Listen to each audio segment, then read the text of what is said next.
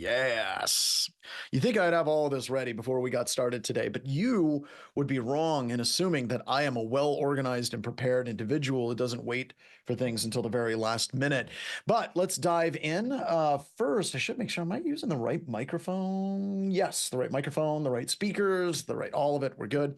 All righty, everybody. So, yesterday we spent a lot of time talking about poison and venom. All right. Like, what is the difference between those two things? Kind of giving you a little bit of teaser, a little bit of a glimpse, breaking off with the preview of the remix. Oh, God, I did an R. Kelly reference.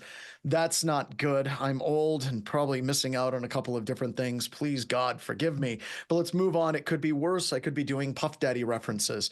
All right. So, poison is something that an entity needs to actually interact with, right?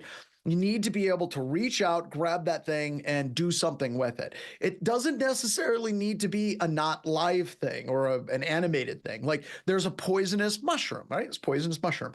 And there's also poisonous frogs, right? That frog is something that you would have to interact with. Oddly enough, my analogy tends to break down around poisonous spiders, but I assume if you actually ate spiders, you have very big issues that you're dealing with. Speaking of spiders and ADHD, if you want to see something absolutely terrifying, look up the Costa Rican tailless wisp.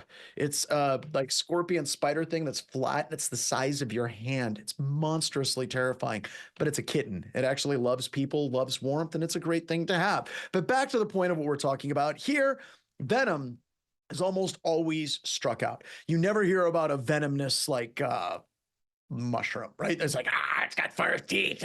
No, venom is something that strikes out. In this class, we are basically trying to set up the mental model that we want to sell the concept of poison. We want to create these entities that if an attacker breaks into your environment, steals that entity, interacts with that entity, something adverse happens to them. Now, that something adverse can go all the way from it beacons back to you take over their computer system. It's a wide variety of different possibilities that can happen to that attacker, but we really want to make it so the attacker comes in, interacts with something, triggers the something, and then we get some type of benefit in the area of detection in that as well. So we're now going to kind of break into how we can actually do these things at a level that is acceptable, maybe getting a little bit dicey, and then stuff you absolutely want to get a full warrant for. So we're going to start with annoyance. Then we move to attribution. Then we move to attack. The goal of annoyance is quite simple. Make the hackers cry. Frustrate the hackers with their activities and what they are doing in such a way that they waste a tremendous amount of time trying to break into your environment, and it increases your detective capabilities. If we go back to detection time plus reaction time must be less than the amount of time it takes for an attacker to break into your environment, if we can greatly increase the attacker's time and decrease our detection time at the same time, that's a good thing. It's what we should be striving to do in computer security, not just buying the most expensive EDR, firewall, or best of breed product that we have. Everything should go back to detection time plus reaction time must be less than the amount of time it takes for an attacker to break in. This also correlates to OODA loops or OODA loops, depending on how you pronounce it. I hear it's regional, not sure. But OODA loops, same thing. We want to really mess with the attacker's ability to successfully observe your network. And in messing with their observation, we're going to mess with their ability to orient. We're going to mess with their decisions. We're going to force them into incorrect actions. Let me give you a couple of historical examples on how this works so incredibly well. All right. First and foremost, one of the earliest examples that I can think of where I saw this, I'm like, that is good squishy. We should definitely be implementing that in network security environments. Was a friend of mine who had a network, and if you launched a number of cross-site scripting or SQL injection attacks or command injection attacks, little Mr. Clippy would pop out via PHP IDS, and it would pop up and say, hello, according to PHP IDS, it appears you're trying to pwn my site. Would you like help with that? If you click the link, it takes you to OWASP. Literally, my friend had set it up in such a way when someone was trying to break into their system, he would literally call them a noob and tell them to get good. Now, let's talk a little bit about Mr. Clippy. Let's talk a little bit about hacker psychology. Yesterday, I had mentioned I have actually done nation state on nation state hacking. I've done it for the intelligence community. I've done it for various special forces. I've done it with law enforcement. And one of the things that they keep coming back to again and again and again is don't get caught. Do not get caught. That is like your one rule. Yep, that's it. That's a really bad Joker impression. But I'm a little bit high on cold medicine at the moment and heavily caffeinated. No decaf today. We're going full leaded. By the way, the guy that invented leaded gasoline, I hope he's burning in hell. I don't necessarily believe in heaven. I know that that's horrible, but I truly hope that there is a hell for people like that. If you don't know, look it up. There's a great YouTube video on it. But I'm going full leaded today and a little bit of explanation about that reference and why I need to stop it. But when we're looking at this type of attack, don't get caught was the mantra. I think it even had coffee mugs at like the NSA and NRO, like don't get effing caught, right? So if you're an attacker and you're trying to break into a website and you are a nation state attacker and Mr. Clippy pops out and says, yo, noob, get good. How is that going to change your attack methodologies in trying to break into that environment? Weems, thank you. Weems, maybe I'm doing InfoSec wrong. My coffee has 0 lead. This is what lead poisoning does to you. All right. So if you're a nation state attacker, you're going to leave the site alone, right? You're going to walk away. You're going to break and walk away. Just break and walk away. You're going to go find another approach. You're going to move to a suitcase full of cash. You're going to do something else more than likely. Now, there are people periodically in the world of computer security that bring up this argument. They say, well, you shouldn't do that because if you do that, you're going to make the hackers mad. And you don't want to make the hackers mad, do you? Because then they're just going to hack harder and then they're going to be mad and hacking harder. That is the lamest, dumbest excuse that you can possibly come up with in computer security. I mean, good God, our whole business model is pissing off hackers. If all of a sudden we get to cyber deception, we're like, oh, don't make them angry. They make it mad and then ransomware us and lock down our hospitals and our financial institutions and our schools and lock up and then threaten our grandparents with releasing child porn. We don't want to make these people mad because they're already doing those things all the time. God damn it, make hackers mad. Go out there, piss them off. That's what we should be doing constantly. Because here's the deal. A lot of attackers get into cybercrime because cybercrime is something that is perceived to be a low risk activity for them for committing crimes. So two different political philosophies when we're talking about this. The first one, let's talk about broken windows. Oh my God, I can't even type. All right. So if you're looking at the broken windows theory, this is controversial. I'm going to get to why it's controversial here in a couple of seconds. Whenever somebody's walking through a part of a city and they see lots and lots of broken windows and they see lots of garbage, they're more likely to actually dump more garbage. They're more likely to break more windows. They're more likely to commit crimes in the area where it's perceived the impact to them personally is low for committing those crimes. That's true. The problem with the broken windows theory is the implementation of it in various cities has tremendous racial issues associated with it. It's where they got into all kinds of things like stop and frisk and other garbage like that. So politically, it has problems, but the psychology of broken windows is there. If somebody believes they can get away with a crime, they're going to do that crime, or they're more likely to do that crime. The other theory is Jerry Bantham's panopticon.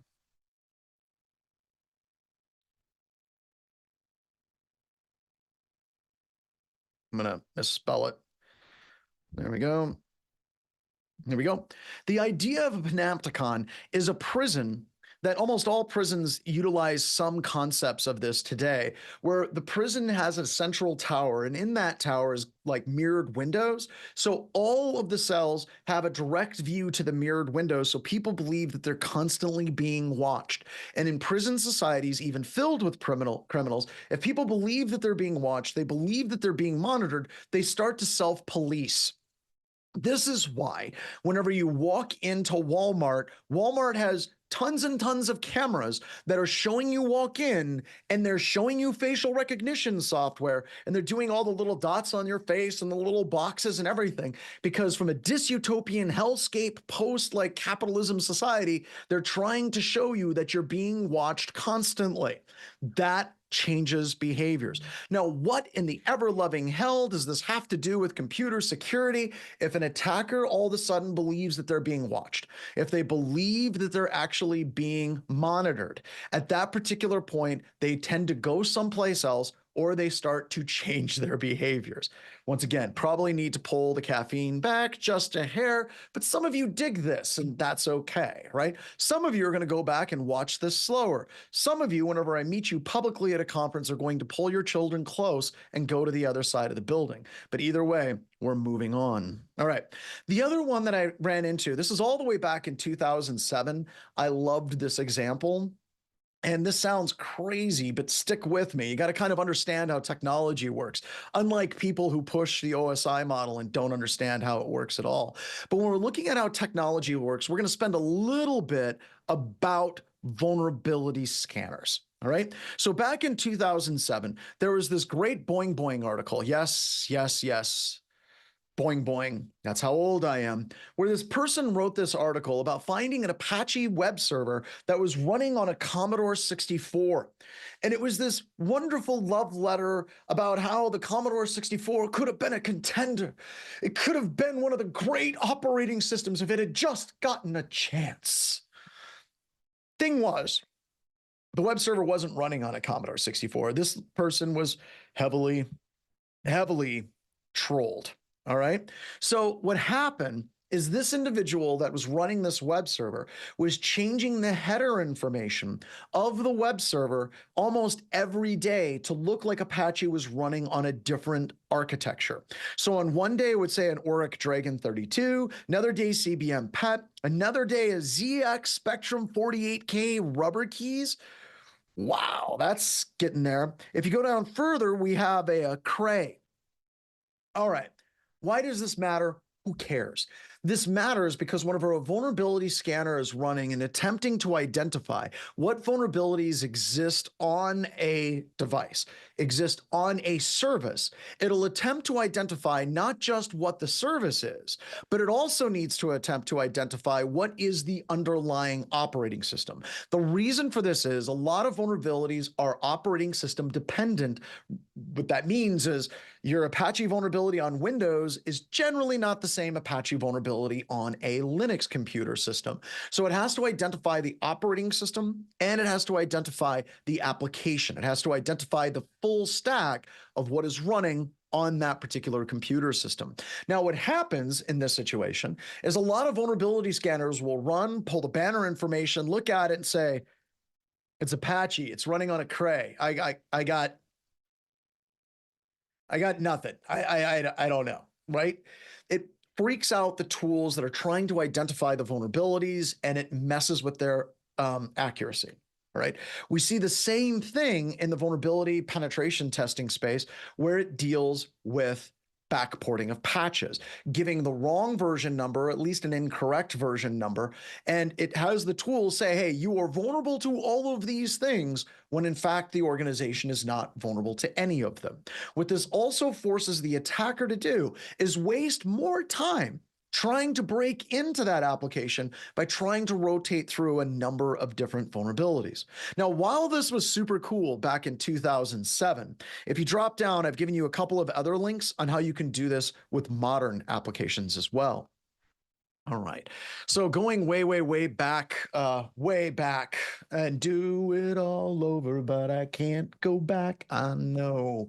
If we go back a long time ago, when I first started teaching the ideas of cyber deception, I was giving a presentation at a SANS conference in Virginia Beach. It was the year that there was an earthquake, and I swear to God, it was terrifying. A lawn chair fell over. So in this conference, I was giving a presentation, and one of my absolute favorite human beings on the face of the planet, Josh Wright, was at this conference. Now, a little bit of background on Josh Wright. Like I said, Josh is just awesome.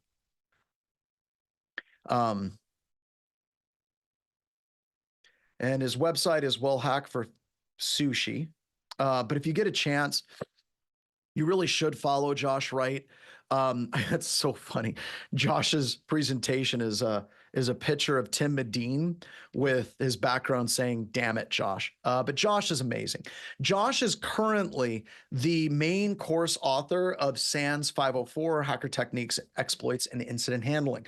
He is currently the new Dread Pirate Roberts of SANS 504. I was the previous Dread Pirate Roberts of SANS 504, and Ed Scotus was the previous Dread Pirate Roberts of SANS 504.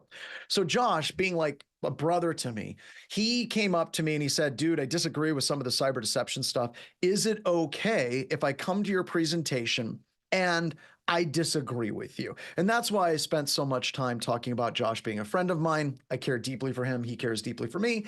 We're going to politely talk to each other in an audience full of like 150 people. So I'm giving a presentation and I'm on this slide, almost this exact same slide all the way back then, where I said organizations have IP space. And what you can do is do wildcards, or you can actually assign specific IP addresses to systems that are non-existent, right? So if somebody is going through and doing a reverse lookup on IP addresses, you can say, okay, well, we got 100, 101, 102, it goes to Fark, Bill, James, Kim, John, Mail, SMTP, and so on and so forth. Most of those systems do not exist. What that does is a couple of things for the defender. One, you can set up alerting on your DNS, which is actually a lot more difficult than you would think. We aren't going to talk about that too much. There's easier ways to do it, but let's just stick with me on this. Someone tries to resolve these systems.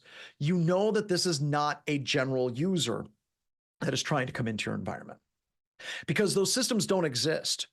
They have no services behind them at all. And if anybody ever tries to access those systems, you know with a high degree of certainty that that is a malicious attacker.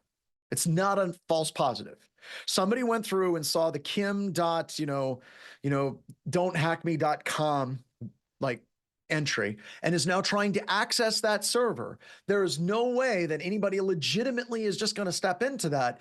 You can do things like automatically shun that IP address. Now, be very careful with doing that. I'm going to give you much better ways to automatically shun IP addresses, but this at least gives you the ability to do some, let's say, risk-based alerting, where now all of a sudden you can have a score that goes into your SIM, watching a certain IP address that's asking for non-existent systems and seeing what it's doing. Is it trying to access your web server? Is it trying to access your well, it's trying to access a VPN server. Also, someone said no need to enable zone transfers or incremental zone transfers. Just add admin something and let them use a DNS list. Absolutely. That's a great example. By the way, for those of you that don't know what Char is talking about, they are referencing all records transfer. That's a zone transfer. It's a type of request that you can make. And a zone transfer is all records to be transferred. And then an IXFR is an incremental zone transfer, where you specify all the records that have been changed and have been updated in the last X number of minutes. So that's what they're reference. So if you set it up like admin or something like that, they're always going to go for it. So I wanted to explain that because I like the cut of your jib, Char. We should hang out. All right, so let's keep moving on this. This is a great way where you can set up decoys in such a way to truly... That's weird. Tech Buffoon just put up a picture that I bought a print of in Taiwan. I actually have that paint. Well, not the original painting, but a print of it. That's strange. Are you in my house? All right. So this allows you to start tagging these attackers as more than likely attackers that need to be watched a little bit closer. So let's do some examples of this and have some fun, shall we? So let's jump straight into evil web servers. How did this all start for me? A long time ago, I was doing a website test against a bank in Phoenix. It was Phoenix, Arizona, on the way to Tacoma. So I was doing this web assessment for this bank, and it was one of those weird assessments where the the guy that was the IT admin, I had a meeting with him before we started the pen test, and he was very like weird, not weird, but like different types of weird. But he was like, yeah, I don't like the vulnerabilities of Apache and IIS, so I wrote my own web server. And I'm like, sure, web server. What you mean is you created a website and you're running it on an architecture. What architecture are you running it on? And he's like, no. I completely rewrote my own web server from scratch because I don't like the vulnerabilities in Apache and Microsoft IIS. By the way, if anybody ever talks about things and they're like, well, I don't want to use that open source software that has literally millions of people using it, and I don't want to use that commercial software by that company that is worth billions of dollars because they're insecure, and me, by myself, am going to code it better, duck, cover, run away. Like just run away screaming, just get as far away from that entire project as you possibly can. So as you can guess, the application went really, really bad. There was tons of vulnerabilities. They weren't like the traditional SQL injection, command injection vulnerabilities, but let's just say you couldn't crawl it without crashing the entire web server because it was so incredibly unstable. But he did have one thing. He had one thing that was brilliant. He had dynamic links. So he was worried about somebody mapping his entire web page. So anytime you clicked a link, he created a reference model that would generate a random URL that would point to a real part on the website, and you would never see the actual name of that web page. And if you went back to that same page multiple times, it would generate a new random URL each time. So what happened is when you're trying to crawl the website, it would literally look like an infinite number of web pages spinning off into infinity. And here's the beautiful thing about it. It crashed my entire computer. When I was scanning and crawling that website, it completely filled up my hard drive, crashed my entire computer system with all of the web pages on that website. That's beautiful. I'm not even mad. I'm quite proud, really. That's great. So then we set out and we wrote a tool that does that same thing, that creates a DOS condition whenever somebody attempts to crawl a website. So this is what we're going to talk about. The tool is Spider Trap. Spider Trap, Spider Trap. Very, very, very small, like just very small snippet of code, simple Python script. This lab is going to take us about 20 minutes to do. So let's go here and I'll show you the lab. Here we go. Here we go. So Spider Trap is right here. All right. So we have basic usage and examples. You would cd into the opt spider trap directory. Then you're going to run Python 3 spidertrap.py, and it's just going to serve up random like links to you every time you refresh the web page. But Spider Trap has an added feature where you can feed it a directory listing. Now, when you feed it a directory listing, it pulls a random entry out of that directory listing and shows that instead. And in this situation, it's using a directory listing tool called Dirbuster. So it's literally using the list that web crawling tools use to identify directories that are common and to exist on web servers. So it runs this, feeds Dirbuster back to the Spider crawler, and it spins forever and ever and ever and ever. So only let it run for like a couple minutes and hit Control C. Relatively short lab. It's going to take us, let's give you guys let's do 20 minutes on the clock, and I will come back and I will do a walkthrough and we'll talk about this, and let's get rolling. If you need anything, please let us know. All right, we're back. Let's talk about internet tough guys a little bit. All right, so let's say that you have a bad person you want to go after, and cue like Billie Eilish bad guy. Nothing but respect for Billie Eilish. I don't much care for her music, but you know, think about it. Do do do do do do do do do do.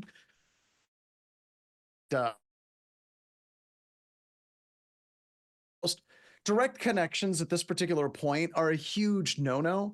And this is what this is predominantly what the reporter that I talked about yesterday really wanted to talk about. What is the big problem with directly hacking a computer system? What is the problem with me going directly after that IP address? Any takers on that? Got to add a new user who just popped up. There we go. There we go. Yeah, what's our problem with that? Well, the law, okay. Yeah, that could be bad. I mean, yeah, right? I mean, good point. But specifically, what type of like hacking back type thing? Zombie. Be a zombie, where you have people who have web servers and they're hosting things, and then their servers get compromised, and then we get into a situation where their servers are attacking others, going after the bad person. You're going through an intermediary, right? So direct connections can be dangerous also because the attacker may change their strategy and their approach as well. So don't do that direct connection until you actually get what you need from an IR perspective and work it through that way. All right. So let's say ADHD is a collection of tools, right? Like all the tools that you have in your VM and the Ubuntu system, you want to install those tools somewhere and you want to do things and you want to work with it. All right. So consider setting up ADHD in a non-attributable fashion, preferably a third-party hosting provider, right? Now we're going to talk a little bit about those third-party hosting providers in just a few moments. You do not want to set this up in your own network. Ever. Like setting up like the callback servers, things like that. You can set up spider trap, you can set up the logging, you can set up the annoyance attribution, you can set up a lot of these components, but anything that beacons back from the attacker's computer system, like if we're doing word web bugs, things of that nature, you don't want that coming back to your system. And we'll talk about how we can make it look like an ad server here in just a couple of moments, right? Also, you want those callbacks to go back to a domain that's unrelated to your domain. So another story. When I was doing stuff for DoD, they were like, don't get caught, can't get caught, don't get caught. That's a rule, don't get caught. Do you see the coffee mug? Don't get caught. And I'm like, great, I need to set up an IP address space to set up a command and control server. And they said, great, here's an IP, here's a system for you. And the system and the IP address that they gave me were on DoD IP space. So I have to sit down and I have to explain to people, okay, you want me to do a cyber attack on behalf of the United States government. Okay, that's good. Awesome. Happy to do that. However, the IP address that you want me to hack from is a DoD IP address. You're telling me, coffee mugs and all, don't get caught when you're literally having me hack from DoD. Do you see a problem with that? And they did. And it was a huge problem. And it became this huge, like, bureaucratic mess where they're like, well, we don't have any, like, policies that allow people to set up IP addresses outside of DoD. That's our only purchasing authority that we actually have here. Har, har, har, har, har. Yeah, that didn't make any sense. And it took a while for them to get that worked out. All right. It just say things are complicated in the world of DoD. Just throwing that out there. Another one that I thought was kind of fun. We had a 0-day, not that I wrote, but we had a 0-day. It was a classified 0-day at the time because it was written by an organization working with DoD. It was classified, and they wanted us to use it in an exploit against a system that's downrange, whatever. And I'm like, okay, I need to use this exploit, which is classified on an unclassified system in an operation. I was stopped by the ISO and the ISM saying, yeah, you can't take this exploit and use it in an unclassified system because it's classified. Good God, right? So you run into these problems, right? You run into these problems when you're dealing with this stuff. So what we're basically talking about as we're going through this section is I want you to live like a criminal, right? As you're setting these things up, I want you to think about it in terms of what are we going to do? We're going to play this game like we have really, really bad people, like nation state level bad people who may not like us finding out who and where they actually are. That's the level of paranoia that we want to work with here, right? Set up the server via name and an email address not associated with your company. That should be a no-brainer. Many organizations have employees set up the server under their personal email account and say, hey, we'll reimburse you. No, don't. Don't do that at all. Also, register all of this through non-attributable email, PayPal, domain, and hosting. I'm going to talk a little bit about onion routing and Tor and I2P here in just a couple of seconds, but there's a lot of people that immediately jump to onion routing and they're like, well, we're going to settle this all up through onion routing, and they're going to have a bad time the whole time that they're trying to do it. I'm going to give you some clearer things that you can work with to make that a little bit easier. Proxy software. It is critical that you use third-party anonymizing proxy service to connect back to your internet-facing ADHD instance, email, domain registration, things like that. Now, creating it is a different story, okay? If you go to Google through Tor, if you go to a number of different email providers through Tor, they will throw up all kinds of additional registration things for you. Registering some domains, registering and trying to set up websites, trying to get VPSs up and running. If you're coming through onion routing, either they will block you completely, or they're going to throw up a page that says, we need to see your driver's license or your passport before we'll let you register. So trying to set up registering, going through onion routing, going through all these different crazy proxies is very, very difficult. So here's what I recommend. Go to McDonald's. Go to McDonald's, go to a Hilton. Join the wireless network at a Hilton. A lot of these different companies, whether it's Walmart, whether it's McDonald's, whether it's Hilton, all of their internet traffic goes through a backhaul and it pops out of one point of presence for the entire organization. That's because they're tracking all of your email and they're using it for like advertising and all kinds of weird purposes. Basically, just like if you think you're using a hotel wireless internet and you think it's going to be anonymous, don't. Just be careful, right? Network, good luck, take the password. That is so awesome.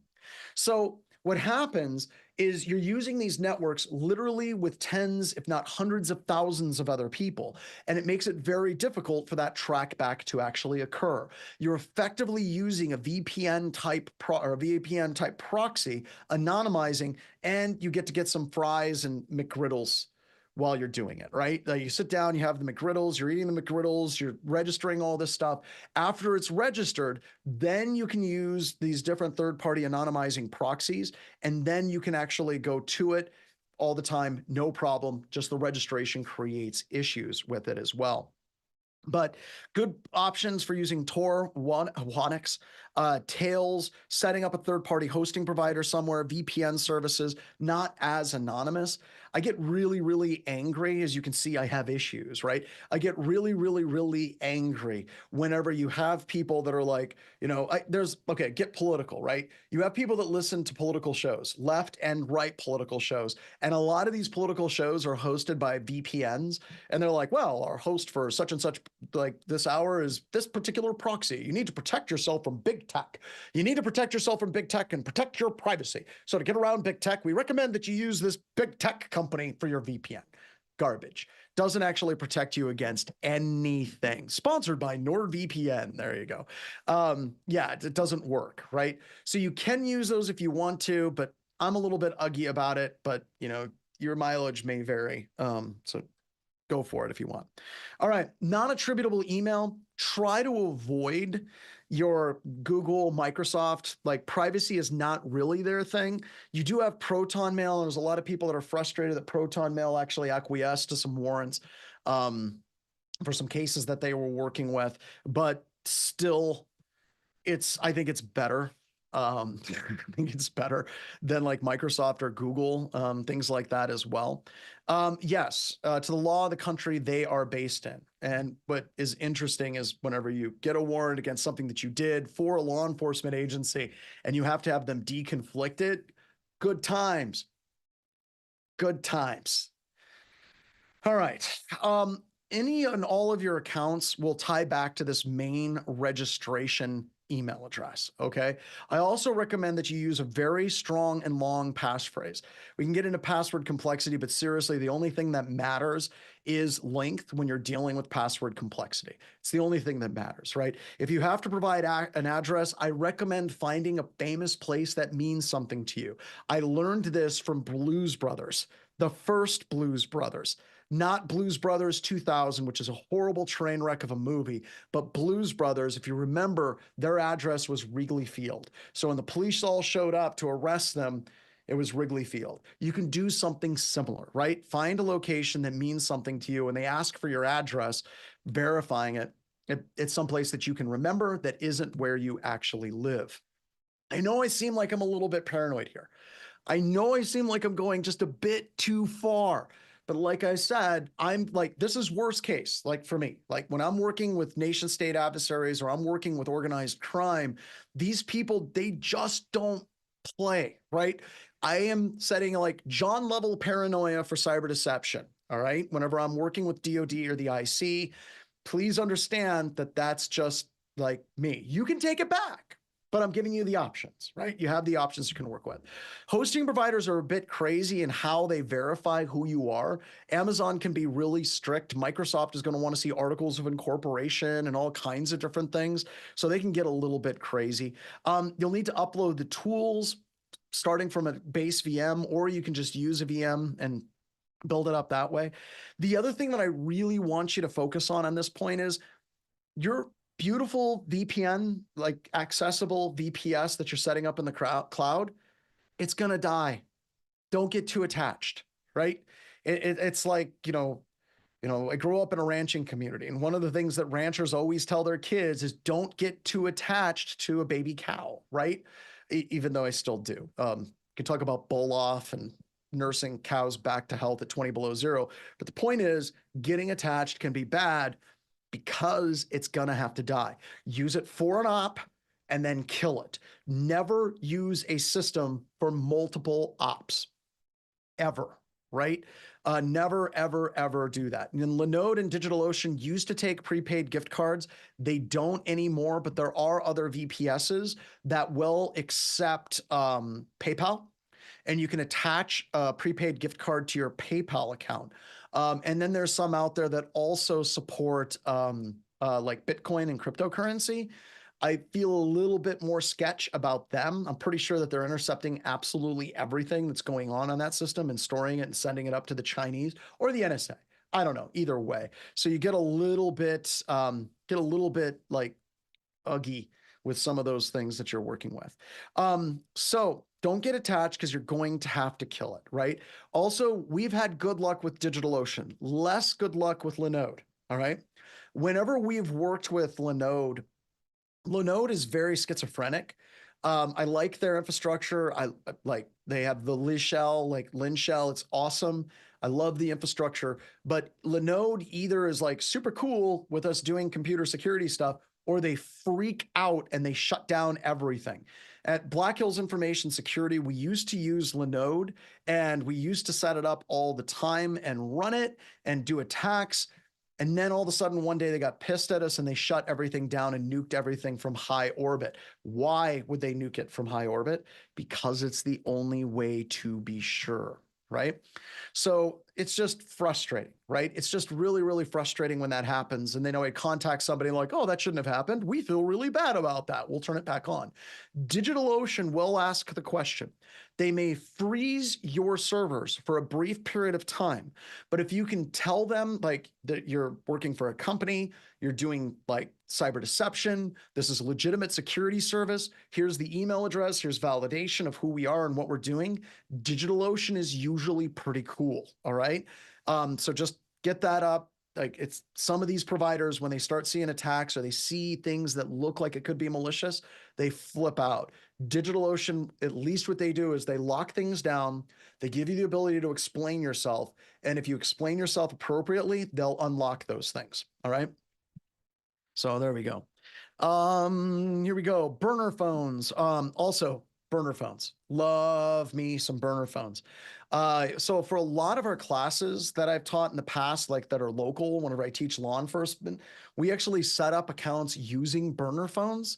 And a number of the people that would go through my classes, DOD, IC, law enforcement, they would just leave their burner phones at the end because they have other phones. And they're like, okay, that was cool. Some of them would take the burner phones, but a lot of them wouldn't. And I had this box just filled with burner phones, just filled with them. And my youngest son, Landon, he really wanted a cell phone, like really bad. His brother and sister had one. They gotta have a cell phone so you can play games and stuff. So he's in the office and he grabbed one of the burner phones and then took the burner phone to school and promptly got in trouble, right? Because he's playing games on his phone. He's in middle school. Teachers aren't excited about that. And the teacher basically took the phone, asked him, hey, did your parents get this? And he told the teacher, this is one of my dad's burner phones, which leads to a parent-teacher conference relatively quickly. And met with the teacher. Teacher was wonderful, if not a little stressed out. And she was basically like, so your son brought a burner phone and you have burner phones? I'm like, yeah, I have lots of burner phones. And I had to explain that I teach law enforcement. I teach these things and I use these things. I still don't think that she trusted me at all, right? So the point is you want to have these burner phones. Let's talk a little bit about OPSEC and as it relates to burner phones, right? First and foremost, how you activate your burner phones and where you activate your burner phones and how you treat your burner phone matters. Okay, so let me give you some things that come from me that are bad OPSEC. And honestly, at the end of this, you're going to be like, what the hell do I do?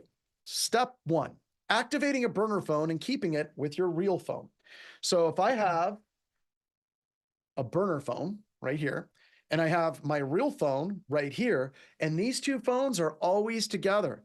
Imagine me and you and me, no matter how you toss the dice. And these two phones are always happy together, right?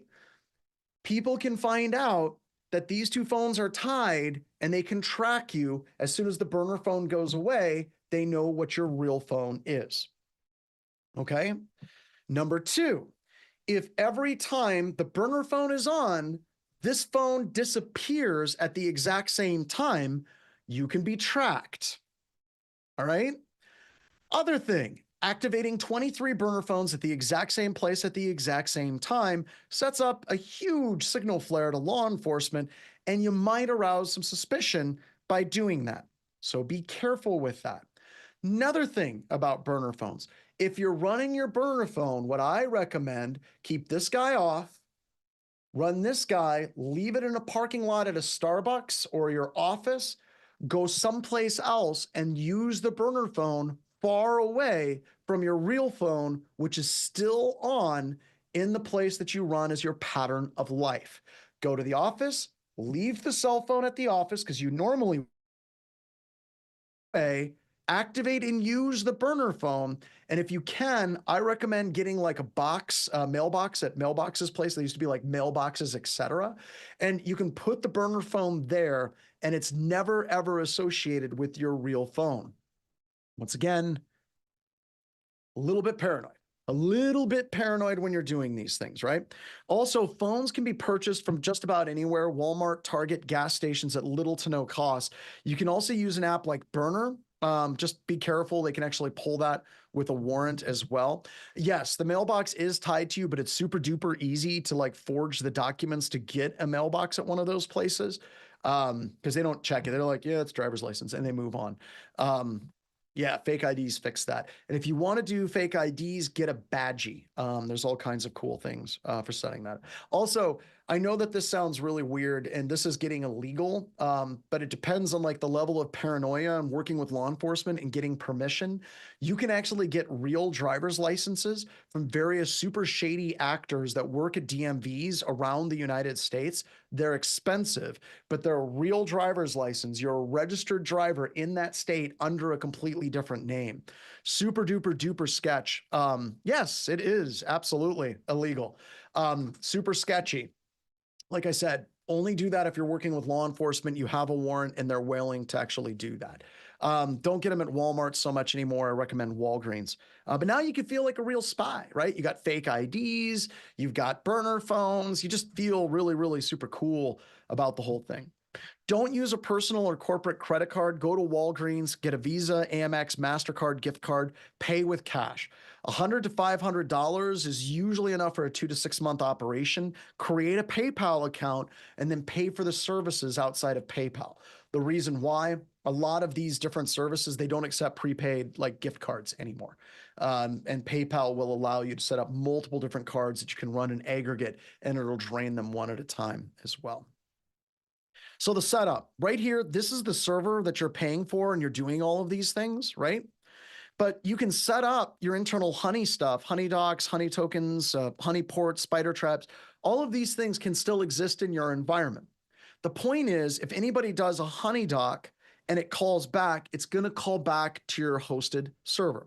If somebody's running Honey Badger, it's going to call back from your hosted server. So you're going to constantly be setting up anytime anything does a callback, it's going to call back to this server. So you can set up these things on your infrastructure, but if anything ever like calls back, then it doesn't come back to you directly as well.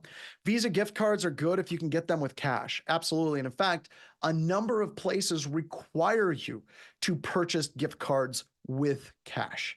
You can't just go in and buy it with like another credit card. You have to pay for it with cash as well.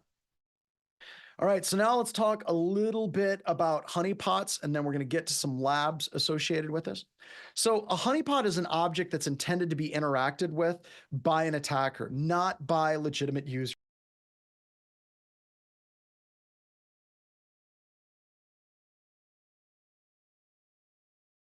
I sneezed and I lost my cursor. So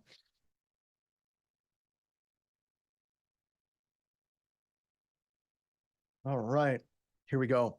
Now, the point of a honeypot is a very, very, very just super awesome tripwire that if anybody interacts with it, you know that there's shenanigans and there's people up to no good, right? You know there's something bad is going to happen or is happening at that point. And you can honey literally all of the things. Honey tokens, honey records, honey tables, honey pot, honey net, honey cred, anything that can be ran in such a way that it pulls back and it beacons whenever an attacker interacts with it is a beautiful thing. And you should try to utilize that. I'm going to show you a really cool website a little bit later that shows you how you can like honey tons of different things by a very good friend of mine, Haroon Mir, and the people at Canary, and also Subteak or Casey Smith. And it's all free because Canary is just awesome. It's really, really cool. Now, as it says on the bottom bullet point, any interaction with that particular thing is something that should be responded to immediately. It is basically someone is doing, this is not something that a normal user would ever do. We need to shut that activity down as quickly as we possibly can.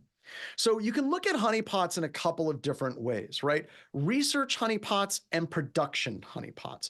Research honeypots are pretty much what college students try to do, where they're basically like, yeah, I'm going to set up a honeypot that's a Windows Server 2003 or 2003, and I'm going to watch a hack happen. That's worthless. That's a lot of time that you're going to sink into that to try to track what hackers do in your wonderful little hacker ant farm, but it doesn't provide a lot of value. We're going to be focusing on production level honeypots. And as you can see, there's a number of different sub techniques in MITRE in the Engage framework that are associated with this. Now, production honeypots are designed to be low interaction, high fidelity honeypots. They're low interaction, you set them, forget them, like the Popeil-O-Matic. Then if anybody touches them, it means it must be investigated immediately. Identifying malicious internal systems, users, then you can identify attacks that your standard AV and IDS and IPS miss, and also can be part of your incident handling procedures. One of my friends, Nickerson, he's done all kinds of different, Chris Nickerson, he was on an amazing TV series called Tiger Team. And there's a handful of episodes. The show is canceled too soon. If somebody can pull those down. Chris is very opinionated, which it seems to be that I have friends that are very opinionated. Isn't that weird? But he loves using like deception in IR. If you're a hacker on a network and Nickerson comes after you, oh hell, things are about to get real dangerous for you real quick. And I love that about what they do when they're working with incident response procedures. Now, once again, I think that there is some value in academic level honeypots, but for production, I just don't see it. I just don't see it. Like studying them and watching how attacks work, you can actually just do straight IR. Could be a huge time sinker. Management doesn't see the value. Why not just focus on real attacks that are coming at your environment regularly? Also, when you're looking at honeypots and these things, you really have to focus on what is your goal and objective from an organizational perspective. Some organizations, they want to detect and clear. As soon as they detect an attack, they want to clear it as fast as possible, and they want to get back to normal operating procedures as quickly as possible. That is their goal. Detect and clear. Oops. Hold on.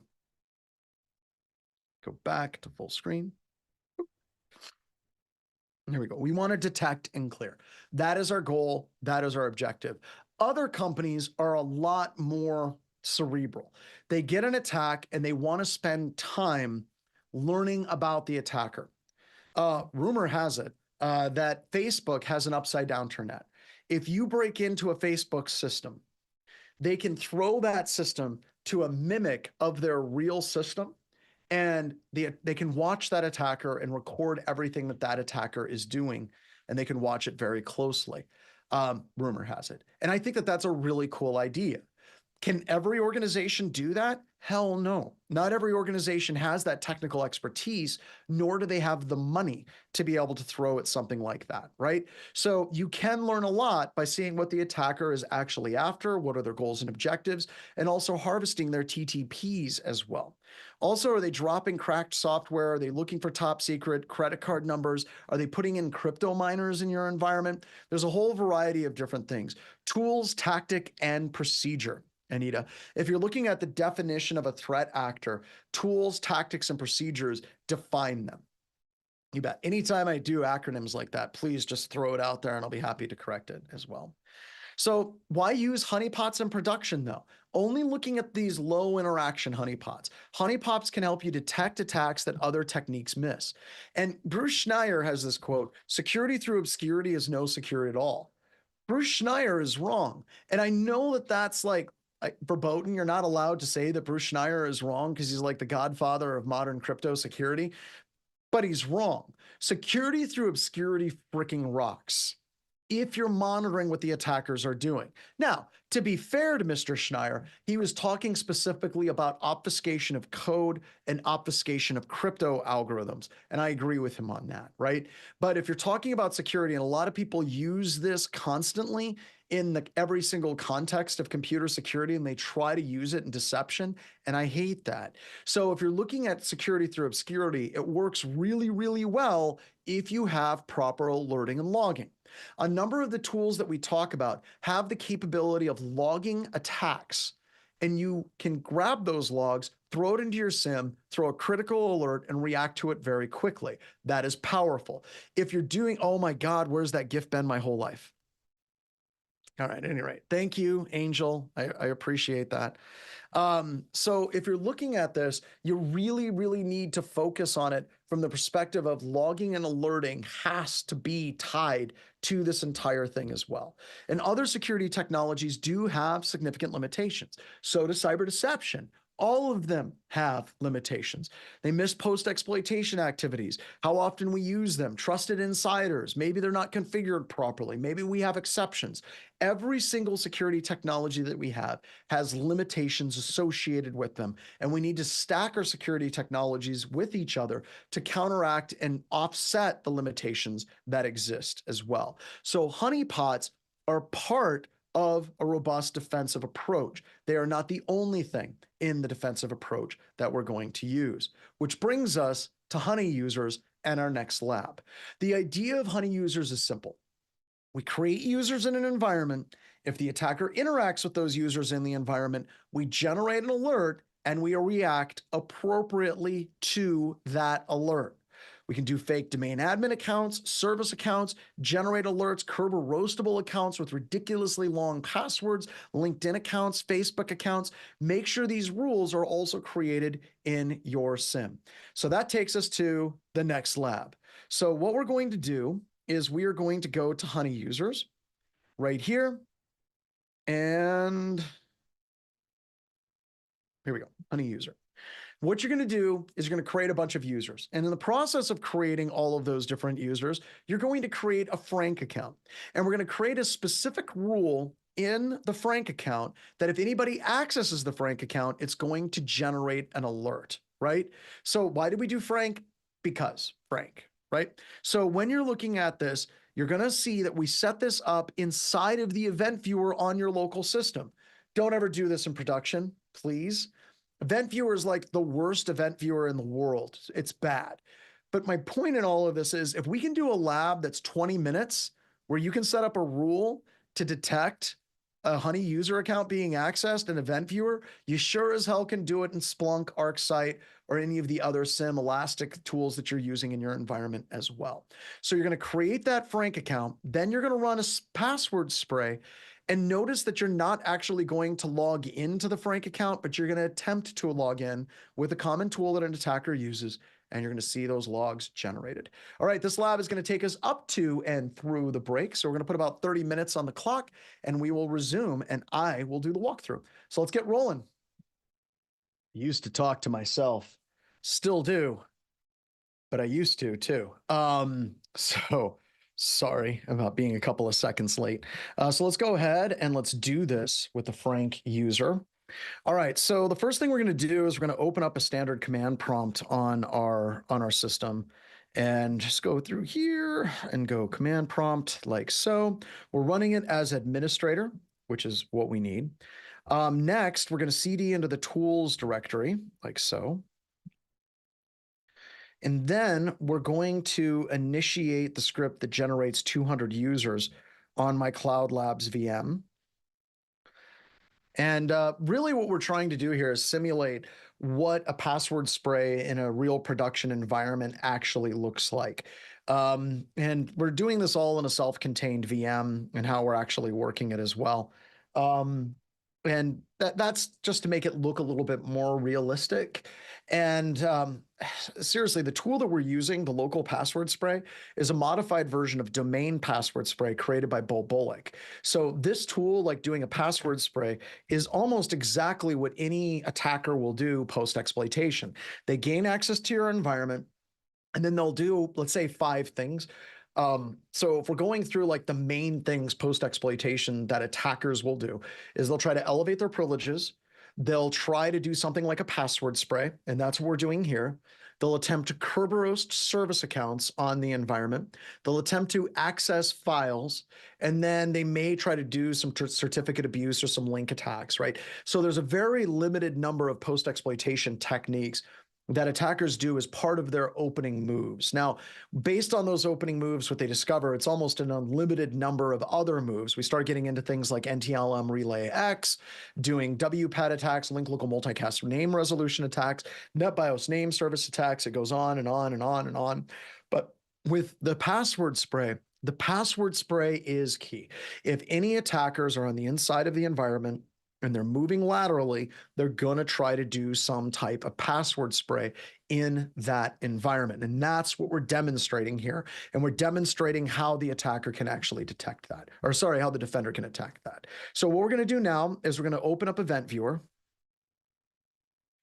And we're going to create a very simple rule, a very simple like kind of filter for the security logs. So in the security logs, we have all the logs of all the users being created. And honestly, if you're looking at event logs in a Windows computer system, you would look at like application security and system event logs, and you're like, oh, I'm sure that that'll give me useful information about what's happening on the computer.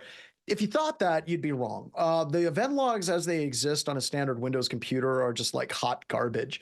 And better logs that you can enable on Windows would be sysmon logging. We talk about that in the intro to security classes, and we'll discuss that a little bit later. So we're going to go to Windows log security, and we're going to create a custom view on that. So we're going to create custom view. We're going to go to XML, and we are going to edit this query manually.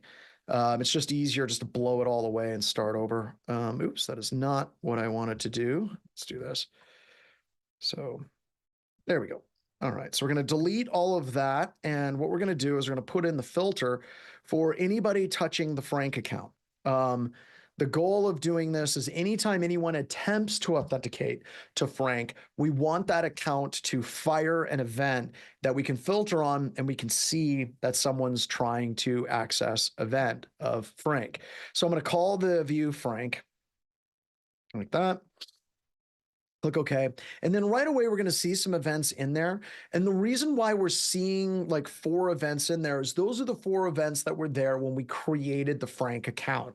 So it's not starting from this point on and then showing you all the new events. What it's doing is it's filtering all of the events that are currently within the buffer of the Windows event log and security. So it's showing you the 4 historical ones that we used when we created the Frank account. All right, so that's historical. Now we're going to generate some new event logs to kick off that particular rule in our environment. All right, so let's go ahead and let's fire up that password spray now.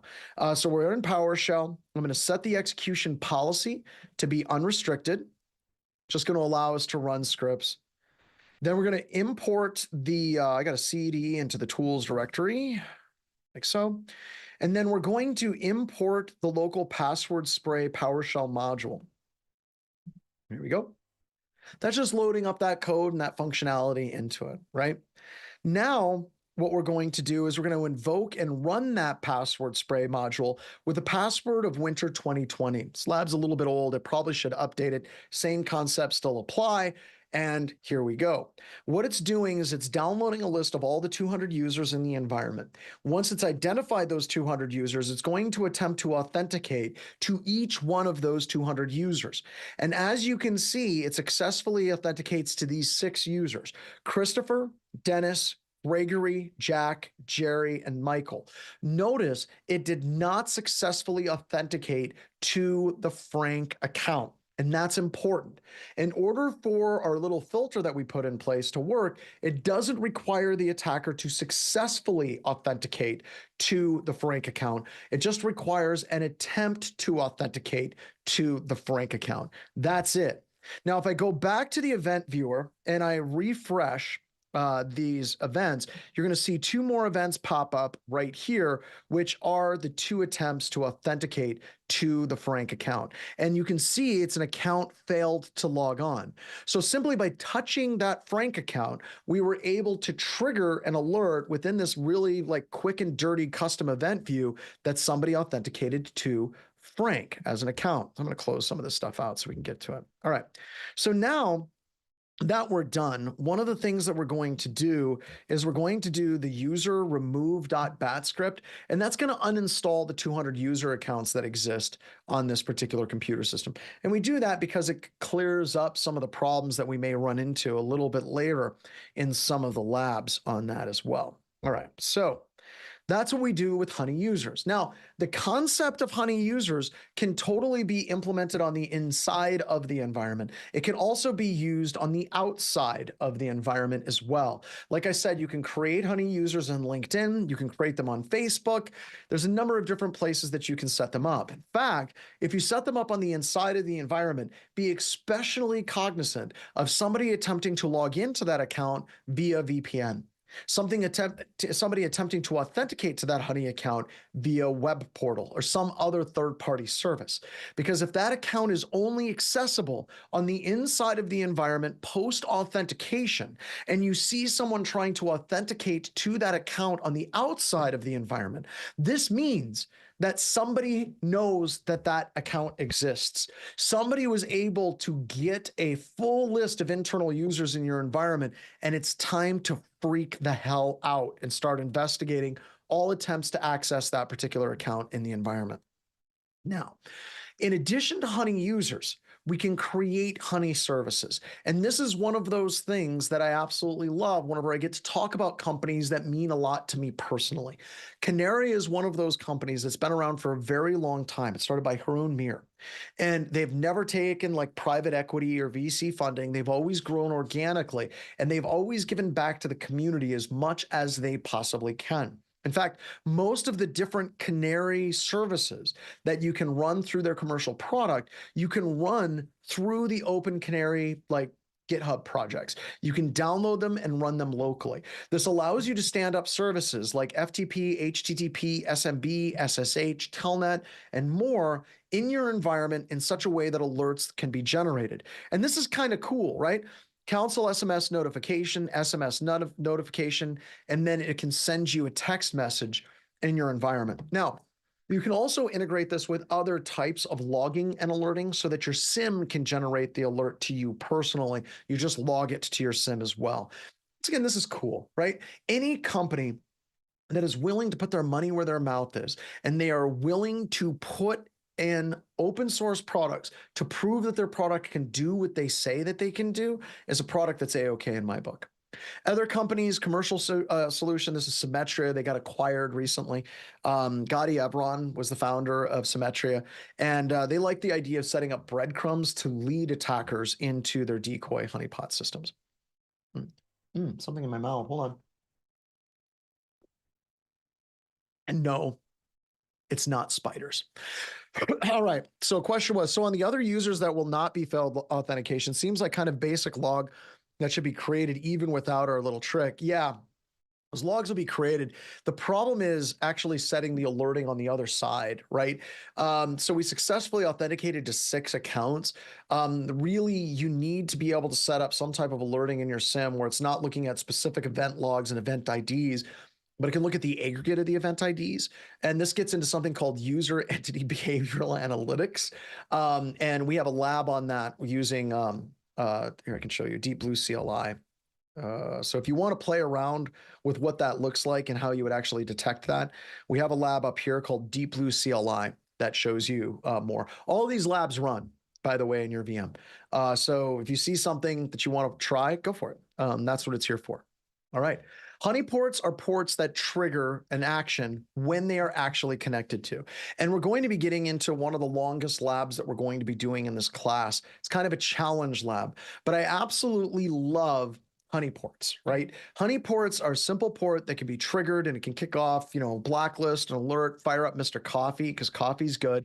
However, if they're not done correctly, there is a chance that you might DOS yourself. And I'm taking this on like head on so that people understand the risks, because there's far too many people that are like, too dangerous, not going to do honeyports. We're not going to run it at all because somebody could DOS us.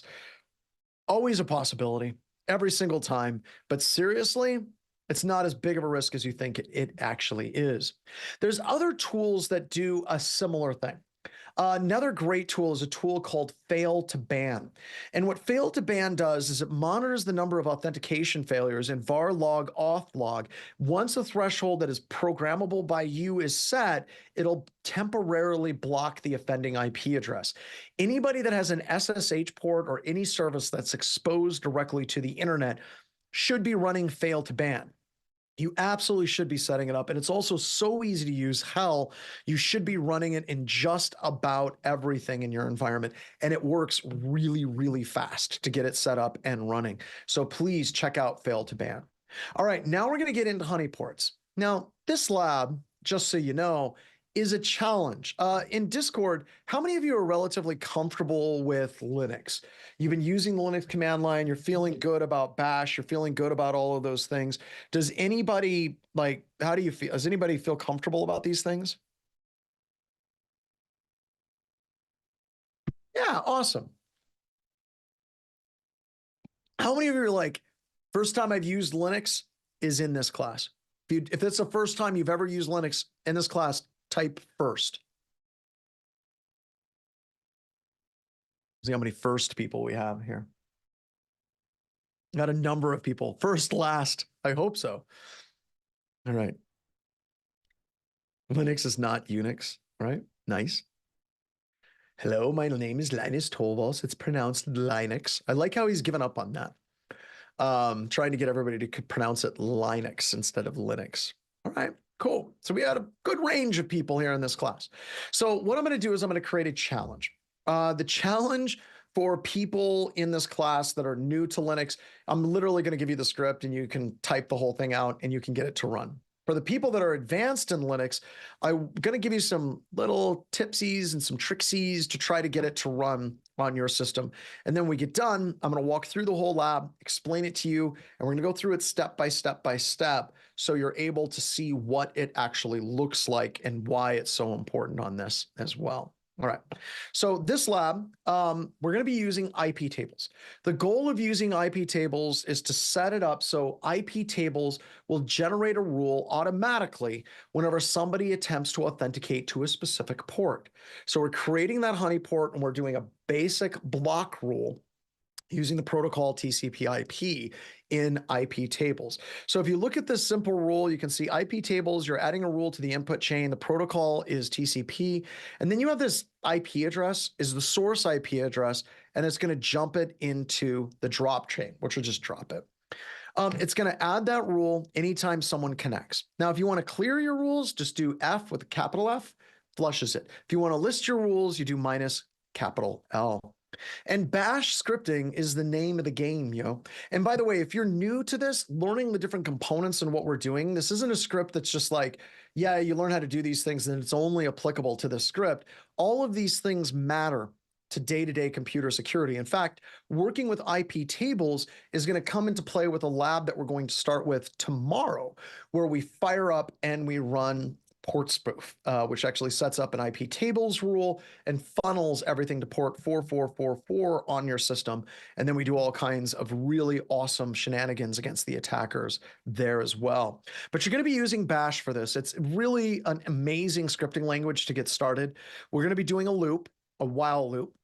There's a number of ways to do a while loop. You can do while space, open bracket space, one space, close bracket. You can do while colon, semicolon. You can do while squiggly bracket, true, close squiggly bracket, semicolon. There's a number of different ways to do these while loops that just keep looping in on themselves. You're going to do a loop.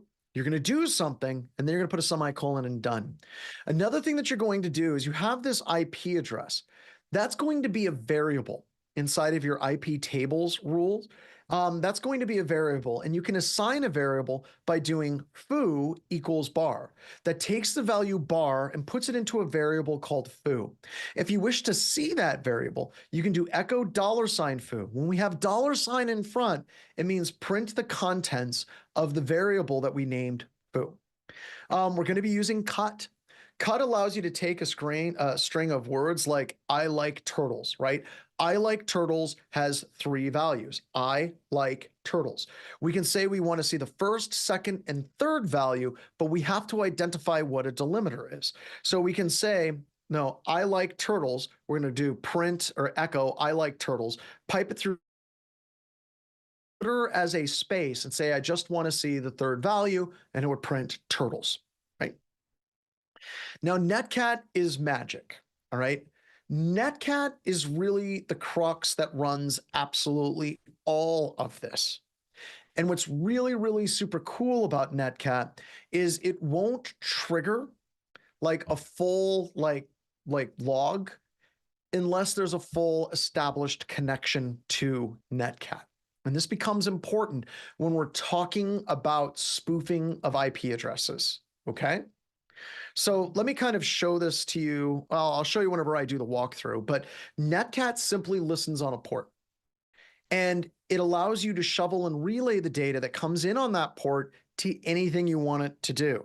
You can shovel it over to a command prompt. You can shovel it to another netcat listener where you can set up island hopping through systems. You can do all kinds of crazy things with netcat, right? So this says netcat is going to listen on port 8888. The N means don't try to resolve names. V means be verbose, and the L means simply listen on that particular port as well. Now, additional bash things. We're going to be using grep to grep out specific case studies and strings. So you're going to be like connection from an IP address. You're going to set up a grep statement to capture that data as it comes in. You're also going to be using a pipe. The pipe is right above your enter key on the right-hand side. It allows you to take output from one command and pipe it into another command as input as well. The next thing that you got to know is shell redirects 0, 1, and 2. 0 is standard input, 1 is standard output, 2 is standard error. By the way, if all of this seems like it's going way over your head and you're a little bit lost, don't worry, it's fine. I'm going to give you the whole script. Just get the script running. It is going to be hard for a lot of people that are relatively new. But tomorrow, whenever I do the walkthrough, or this afternoon actually, when I do the full walkthrough, I'll be explaining how this stuff works. Because one of the things that we're going to do is we're going to be parsing all of these different components and show you how they work individually. And then we're going to assemble them like Voltron as well. By the way, I'm not sure. Let me check something here real quick. I haven't done this. All right. We ready? Got cold in my office. Something about winter. I'm cold. That's what I'm trying to say. It's cold in here. All right, let's do this lab. All right, so the first thing I'm going to do is I'm going to open up a command prompt as administrator. And we're going to open up a bash command prompt, and right out of the gate, I'm just going to piss you all off. Because a lot of you guys went through, I'm a fan of winter too. There is no such thing as bad weather, only poor clothing decisions. And I made some poor clothing decisions today. So I'm going to make you all mad right off the start. So I'm going to become root. Oh, geez, that is not what we wanted. Let's do sudo in this space minus, and put an ADHD and ls, and I actually have the entire script built into your VM, so you didn't have to build or write anything at all because it's all there. I don't know how many of you knew that. Is it sudo or is it sudo? Both are fine. I accept both. I'm not horribly judgmental about such things. You could even say it's do, da da da. That's all I got to say to you. All right, so I'm going to open up two separate terminals, right? So we're going to have one terminal where I'm going to look at the script, and actually I'm going to do multiple terminals because we're going to be doing many terminals here. All right, there we go. That feels right. Feels like an adequate number of open terminals to walk through how this works. So I'm going to do vi, and we're going to put in honeyport.sh, and there's our script. So just standard bash scripting, when you have like the shebang at the top saying that we're using bin bash, you could do shebang and do Python, or just straight born again shell, Z shell, T shell, whatever floats your boat. That's fine. And we're going to print echo started.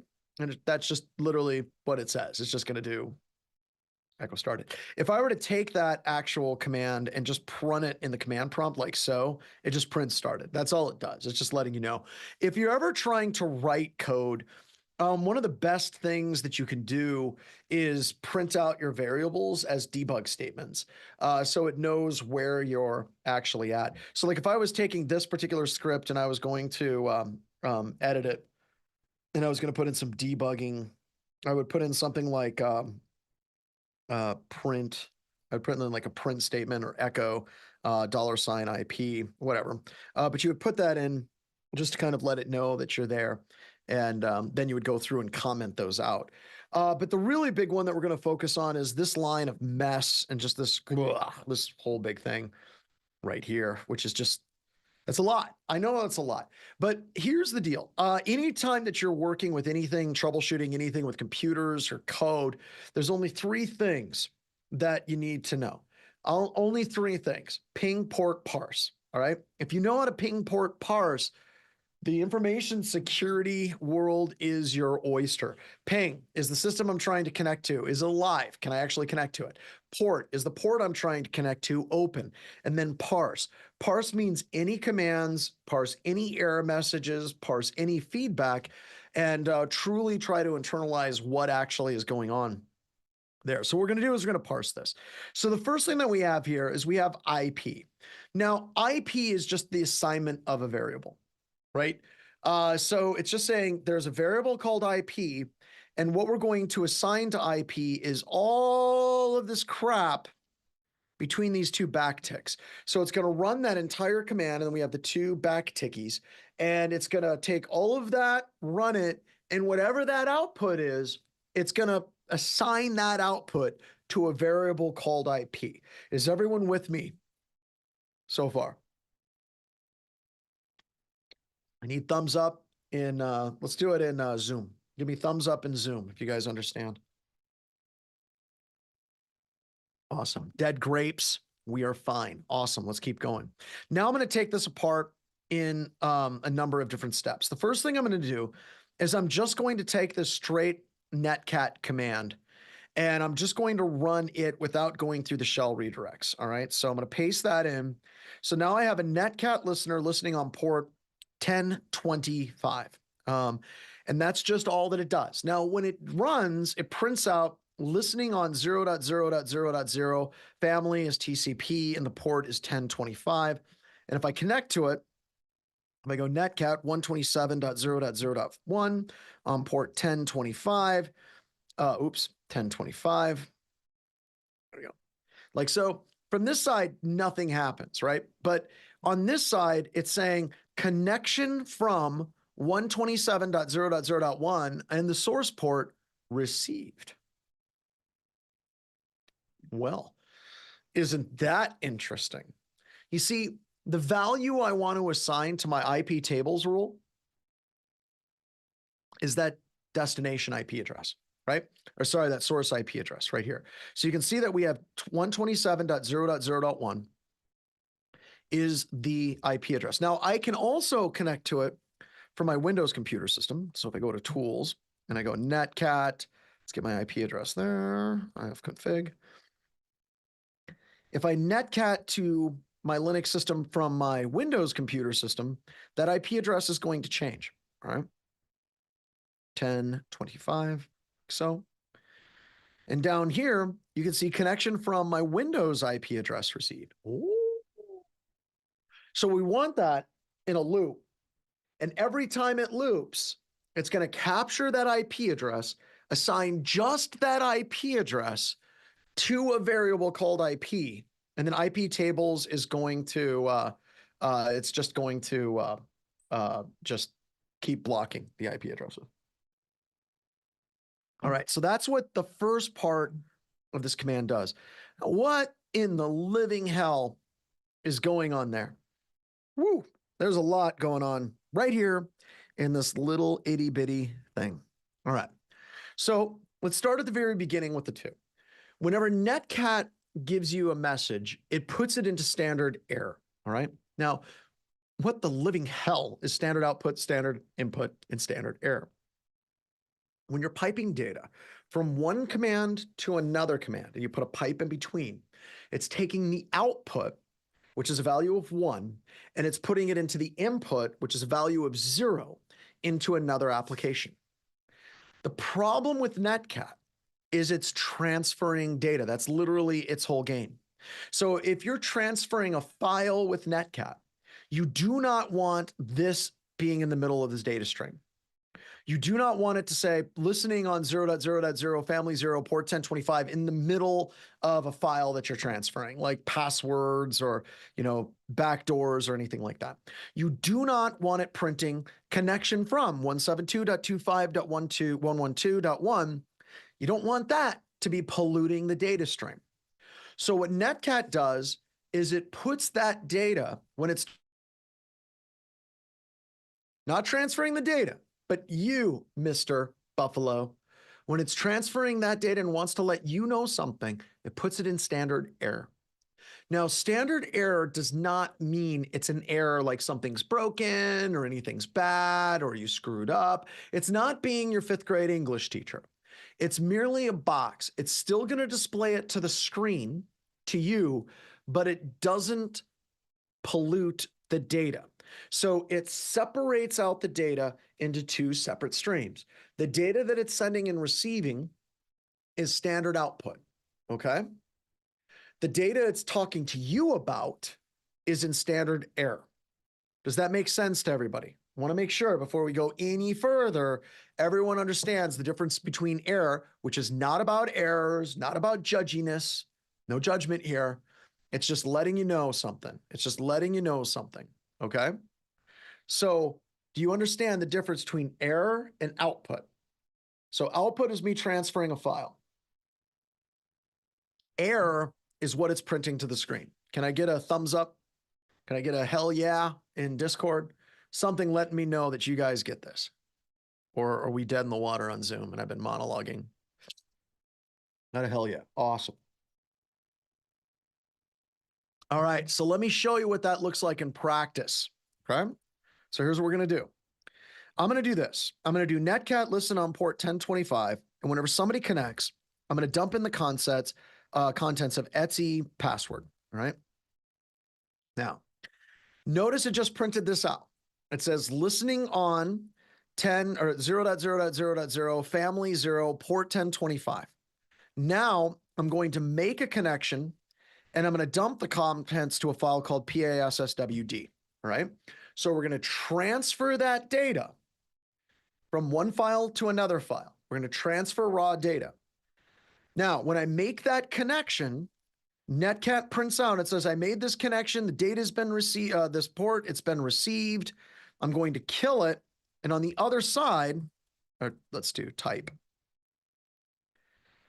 password. You can see it transmitted the data. That's because it sent it through standard output. Nowhere in this data is the little special messages, the little cute little Valentine's gift cards to me from netcat, where it says I'm listening on this port and I got a connection that was received. That's because that went to standard error, which is a value of 2. Everything else went to standard output. So when you're looking at this, the problem that we get into is we want to capture that IP address. You see this IP address right here? It's sitting in standard error, but I have to capture it.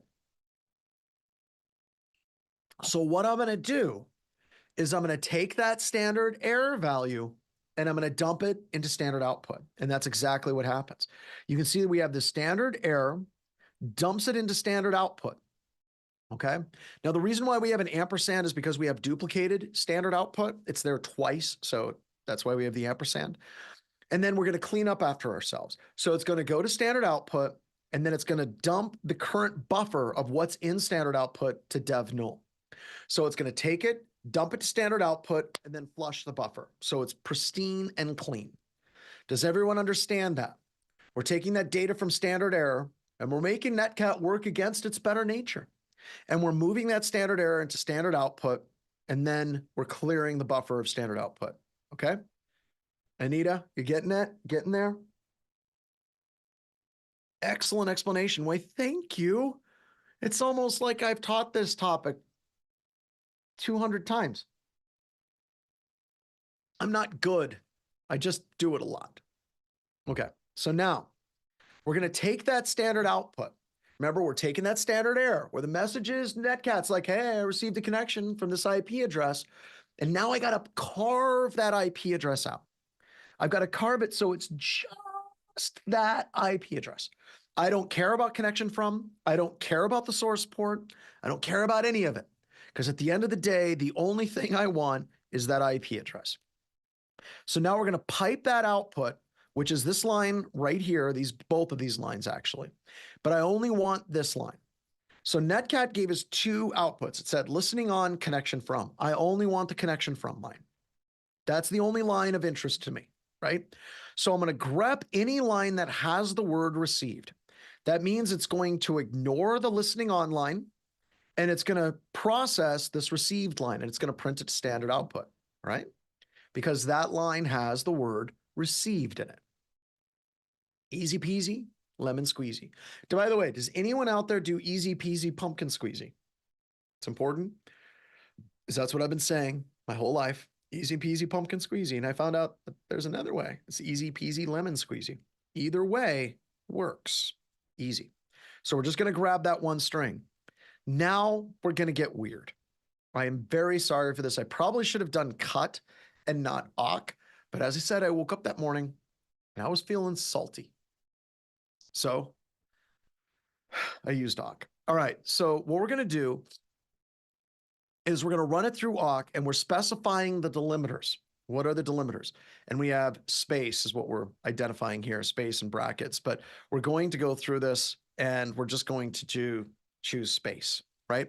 And then because we have specified space, I'm going to print the third value, right? I could have done cut. That would have worked just fine. I could have done cut space minus D, and then I could have done open double quote, space double quote, and then I could have done printing out the third value, right? But we're going to be doing this. Now, the reason why we did to dov null is we're cleaning up. I don't want that standard output sitting there and collecting all kinds of garbage and building up every single connection that comes through. I want it clean and pristine, every single connection. We're resetting and cleaning the hotel room before the next guest arrives. So we're kicking it out to dev null. Does that make sense to it or OP? And why do we send it to dev null? Because everything that we send to dev null immediately gets used in a DDoS attack against Microsoft. It's just the way shit works in Linux. I mean, Linus Torvalds is kind of a bit of a salty dude. And everything you send to dev null just DDoSes straight to Microsoft. No, it doesn't. You're right. It doesn't. It doesn't. It just makes it, it just basically blows away whatever's in that buffer. All right. So now I'm printing the third value. And if you look at the value, connection is 1, from is 2. The third value is the IP address. All right. Now, if I take all of that and I run that here, let me do this step by step, right? We're going to do the next step, ping port parse, ping port parse. We're going to copy that. I'm going to do that, run it. Now I'm going to make a connection.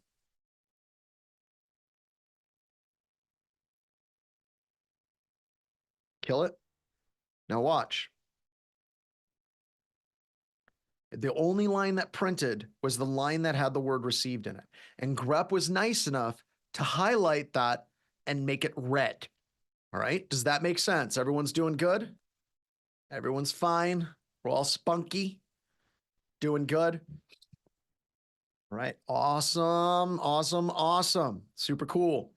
Now I'm going to bring in the last piece and I'm going to show you how it looks different. We're building this command step by step by step.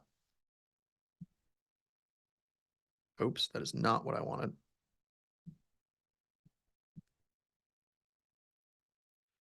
So we're going to right click, copy. We're going to paste. There we go. Now we're going to make that connection. Kill it. Now watch. The only thing it printed was the IP address. So if we're kind of going through this, the first one that we ran right here was we wanted to grep out that connection, that the only line that had received, and it only printed received. And then when I added the awk statement at the end of it, it printed the third value and it printed out the IP address. See? Now, why am I doing this in a class like this? A couple of reasons. One, the honeypot thing, well, I'll tell you that story maybe tomorrow. But the big thing is these are skills that you will reuse again and again and again. Trust me on this. Trust me on that. So now if we're looking at our script, we now know that huge, long, nasty little thing here. Now, what we do is we take that value of IP and we do IP tables, add a rule to the input chain, protocol is TCP, source IP address is going to be the variable. It's going to be the IP address of the connecting and offending IP, and it's going to drop it. All right. So, all right, all right, all right. Let's fire it up. All right. So now I'm going to run this script. All right. It started, but I'm going to show you some things because I mentioned at the beginning, one of the things that people are concerned about is the idea of the honeypot DDoSing legitimate connections, right? Are worried about that. And that's a valid concern, kind of. I mean, not 100% valid. It's got a little bit of dumb in it, but it's okay. So what I'm going to do is I am going to run nmap against my Linux IP address, right? We're going to run it against that system. Notice it said the port's open. I got no connection. I run it again. No connection. What the hell is going on? What's going on here? I run a SYN scan and Netcat does nothing? Why? I can run this all day long and that port's forever going to be open. Nope, it's not localhost. Talk to me, boys and girls. What does a default NetScan scan do? What types of scans does Netcat do by default if you're running as root or administrator? A SYN scan. Ooh. Nope, not TCP Connect, SYN scan. All right. But trust me, Ched, TCP Connect's coming up. It's coming up here in a second. All right. Now, a SYN scan does not establish a full established connection. It sends a SYN, receives a SYN-ACK, and then immediately responds with a reset. It never completes the TCP IP three-way handshake. Now, this little backdoor or this little like port thing that we set up will not trigger unless there's a full established connection. And this is going to sound weird. You cannot spoof a full established connection with little asterisks behind it. Okay. You totally can spoof a full established connection. It's just really freaking hard. Okay. Now, and I just killed myself. Sorry, I ran the wrong command there. Hold on. Never mind the man behind the curtain. Now we're back to where we need to be. All right. Now, here's what you need to know. Whenever you do a full established connection to a system, you send a SYN packet. All right. You're going to send a SYN packet. And then if it's an established connection, that system will respond back with a SYN-ACK, where it acknowledges the TCP/IP sequence number and it starts a new sequence number. In order for that to establish a connection, you have to acknowledge the new sequence number. It is next to, very damn near close to impossible to do a full spoof of a fully established TCP/IP connection. Now, it has happened. A hacker by the name of Kevin Mitnick did this against Tsutomu Shimomura's computer systems way back in the 90s. The problem with the computer systems back then is those sequence numbers, which were 32-bit and still are 32-bit numbers. By the way, how many possible values are there for 32-bit numbers? I have a 32-bit number. How many possible values are there? Yep. 4.27 billion value, like, and change, right? So in 65,535, it's 65,536 because 0 is a valid number, and that's for a 16-bit number, all right?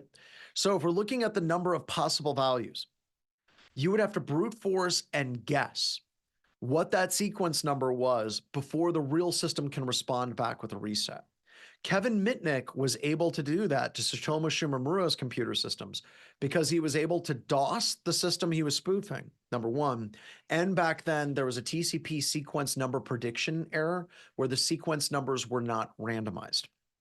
My point that I'm trying to make on this is you can run this all day long with a SYN scan, but as soon as you do a full established connection to that system, you are dead.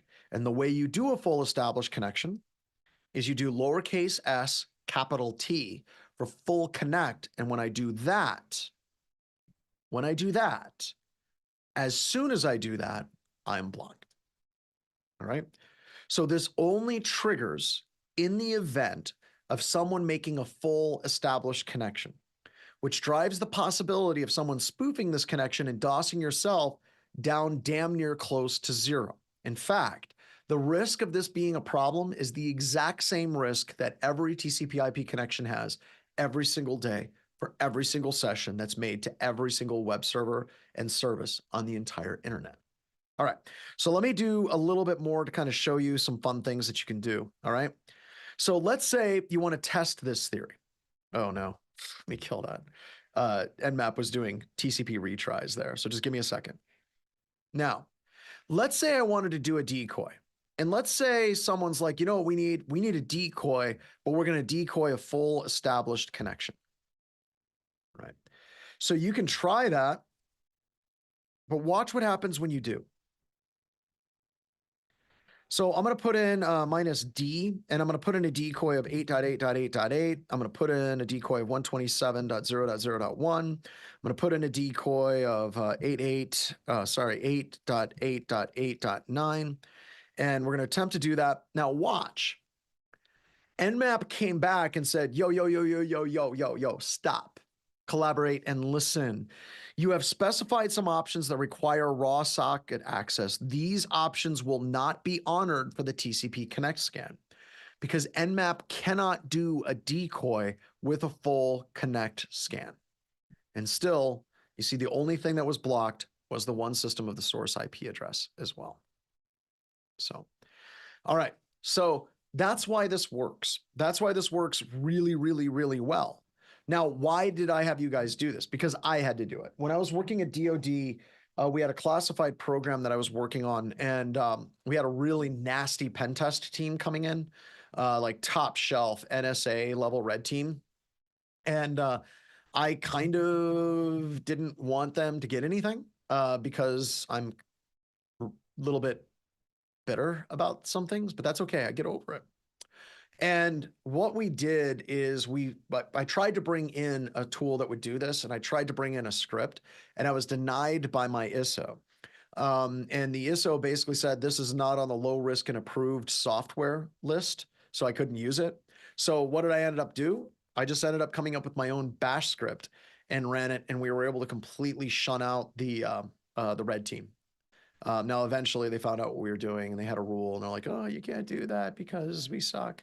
But at any rate, I also used this a number of years later. There was a friend of mine, unclassified, that they had an environment where they had an East Coast knock and a backup West Coast knock. And the new CEO came in and said, we don't see any reason at all for us to have an East Coast and a West Coast knock. We need to boil this down to one knock so we can save lots of money and increase shareholder value. And basically, he hired a pen testing firm to test the East Coast and the West Coast knock. And whatever one did best in the penetration test was the ones that were going to keep their job. My friend didn't want to lose his job. So he asked me if there was any quick things they could put up in their environment. I had him put this up in their environment.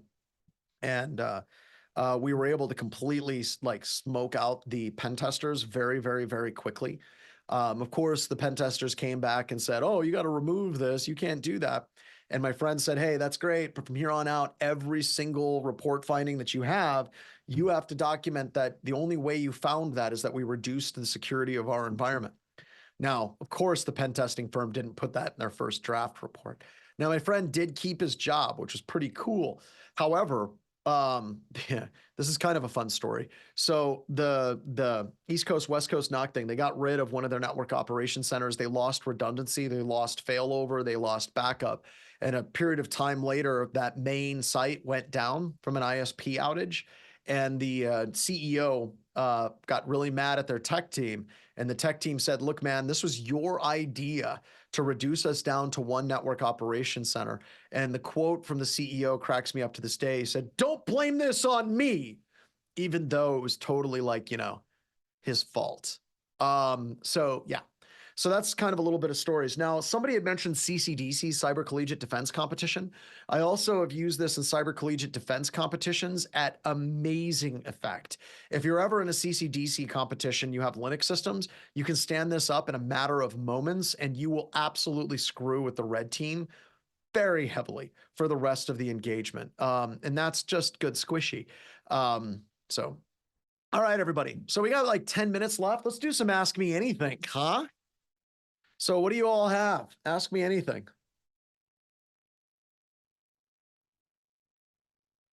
I love the quote. Who'd have thunk it? Getting rid of redundancy reduces redundancy. I see that a lot. It's kind of funny in the industry how you go back like 10 years and almost all the CEOs, CTOs, CISOs, CIOs had zero IT experience, like none. They were just like a good golfing buddy of the CEO. And now I think that we've come a lot further in the world today. Now what we have is a bunch of CIOs, CTOs, and CISOs that are basically set up there to be a patsy and a scapegoat if they get compromised as well. So, oh, while you guys are asking questions, should we see if ChatGPT worked?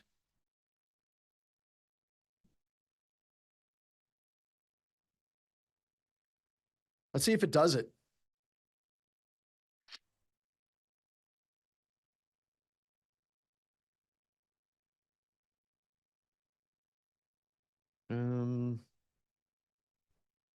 Oh, wow. There we go.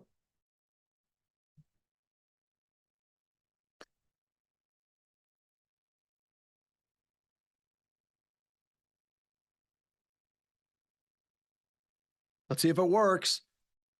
Woo! No, that didn't work. What the hell is that? Look behind, um, look behind assertion is not fixed link. Now I'm like, I got to troubleshoot this stupid thing. I'm not going to. I'm not. No, it just doesn't work. All right, so let's go through and let's try going through it. Do you think we have mature blue team capabilities before we start? No. No, like the honey user stuff that we did today, like straight up, you guys can do that right now. Don't ever get caught in the trap that you have to get all the blue team stuff locked down before you move to cyber deception, because that's a lie. And if I was a conspiracy theorist, I'd be like, well, that's a lie that the man is telling you to get you to buy all of his products before you move on to something that works and free. Actually, no, that sounds about right. I think I'm going to stick with that conspiracy theory. All right. Yeah, no, you should totally be implementing the easy things wherever you can implement them as well. What are my views on the cyber landscape? It's bad. There we go. What industry role areas do you think will become more and more relevant that should get more attention? We're screwed. I mean, like talking about the news yesterday and the vulnerabilities that are still out there, we're not getting rid of legacy software. So there's tons of vulnerabilities that exist in legacy software. There's no way in hell we're going to hold vendors accountable for the legacy crap that they put out there. We're still exploiting vulnerabilities in Office 365 that have been known for years, and Microsoft just ignores it. We collect these emails from Microsoft where they're like, that's not a bug, that's a feature. It's not the exact quote, but that's their gist, right? And I just don't see it getting better. I just don't. And I'm very curmudgeon-y today. I'm very salty, like I said, and it's frustrating to me. But at the exact same time, for all the bitching that I just did, job security, y'all. We're not going to get replaced by AI, right? It's just not something that's going to happen. AI will do a lot of things in computer security, but complexity is the enemy of computer security. And good God, our technology stacks are getting more and more just complicated all the time. From a personal security standpoint, what are ways to use canary tokens or honey tokens? Well, the attacker snooper can't just hover over a link and see where the canary is pointing at. That's the thing. If you can set up a domain, like your own custom domain, and it has like a weird name, like adzbdx.com or something like that, they're going to be like, oh, it's just going out to an ad server. And no way in hell an attacker is going to do that anyway. Could you speak to the potential legal risk of incorporating a zip bomb into your deception infrastructure? I don't think it's a problem. You might really piss off your pen testing company, but I don't know. I don't put in the zip bomb because, yeah, I don't know.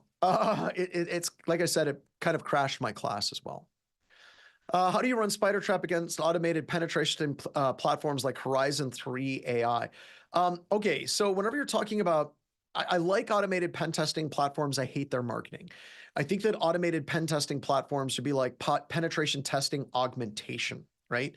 Because they are not an automated pen test. Like, there's no effing way. I wish I could show you like a handful of BHIS pen test reports. It's like, no, your automated pen testing platform ain't going to catch that. It just isn't.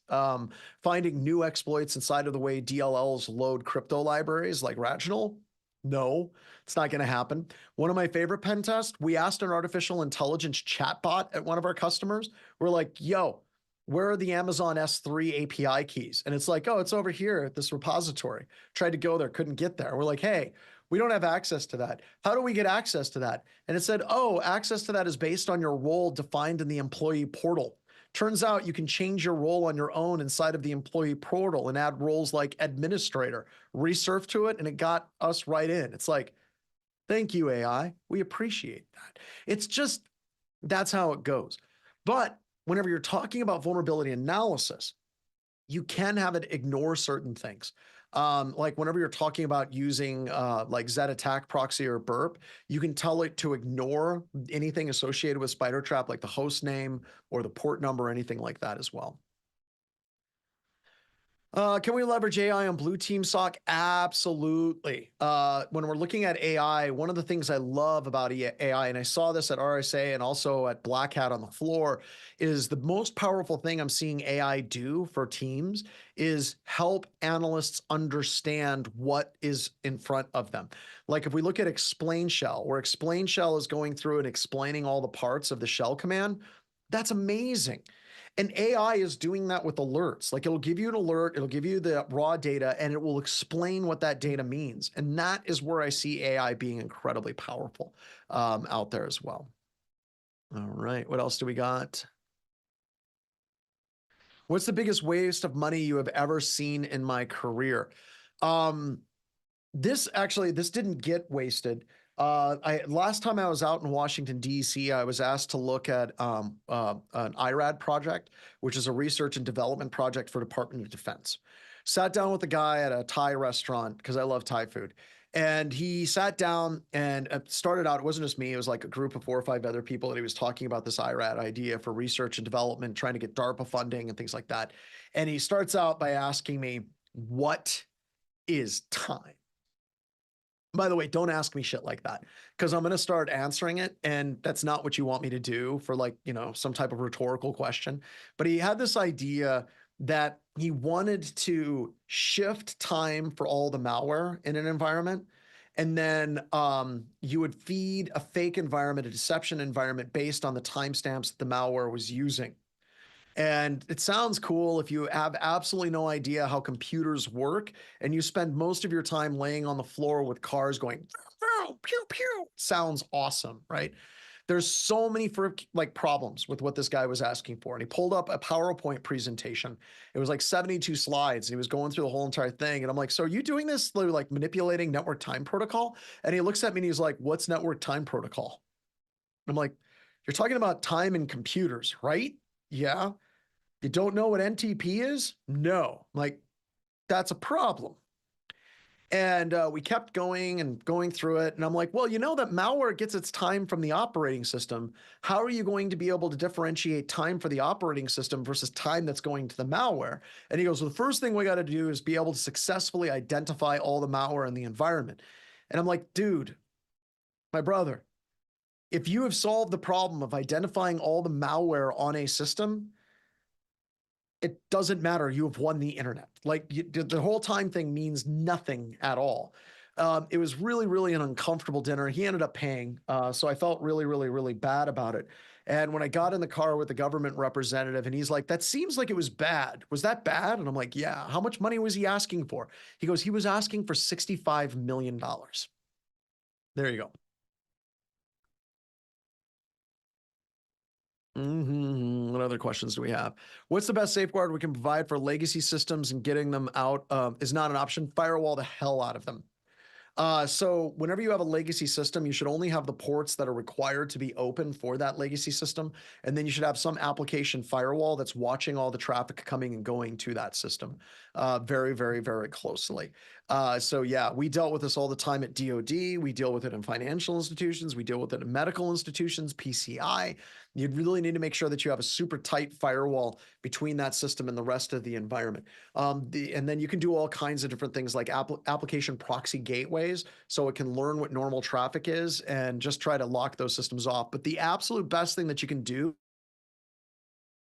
is make sure that you have a plan of action and milestones for retiring those systems. I understand that legacy systems have to exist for a certain period of time, but every single system should have a use by date where it's going to die. And I deal with this all the time with our customers. I'm like, great, okay, this is a legacy system. When are you going to get rid of it? And they're like, but it's a legacy system. I'm like, great, when is it going to die? And they're like, well, it's legacy. We can't kill it. It's the core of our business. It's like, all right, dude, It's an AS400. It's a Solaris 8 system. At some point, you're going to have a catastrophic failure of the hardware on that system, and it's going to cease to exist, and you'll not be able to buy that hardware on eBay. It's much better to transition the system now than it is to wait for that catastrophic compromise. Oh, there's absolutely a great point. It's okay, but fair if your environment's such a dumpster fire, automated pen test can get DA in 10 minutes or 3 or 4 different ways. True. True. Absolutely true. All right, let's keep going. All right, so that's the top of the hour. So with that, oh, don't even get me started, Winter Night. You can light me on fire tomorrow on my soapbox with that one as well. So, all right, everybody, get out of here. I will see you tomorrow. Same bat time, same bat channel. Take care. All right, everyone. Have a good night. Ryan, go ahead. Kill it with fire. Bye.